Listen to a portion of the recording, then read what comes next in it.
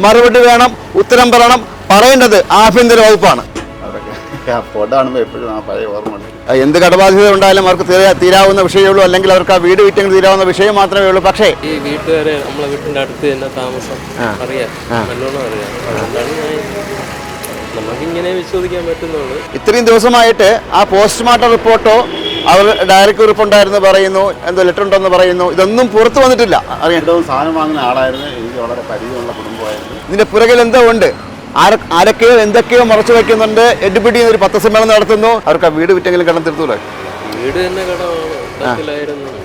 വീടൊക്കെ ലോണൊക്കെ എടുത്തില്ലേ വീട് വെച്ചിരിക്കുന്നത്. സാമ്പത്തിക പ്രതിസന്ധിയൊക്കെ പുള്ളിക്ക് ഉണ്ടാകുന്ന തന്നെ അറിയില്ല. കാര്യം മരിക്കുന്നതിന് 3-4 ദിവസം മുമ്പ് കാണുകയും സഹകരിക്കുകയൊക്കെ ചെയ്ത ഒരാളാണ്. 4 പേർ ഒരു ഹാളിൽ 4 ഹൂക്കിലായി തൂങ്ങി മരിച്ച നിലയിൽ കണ്ടെത്തിയത്.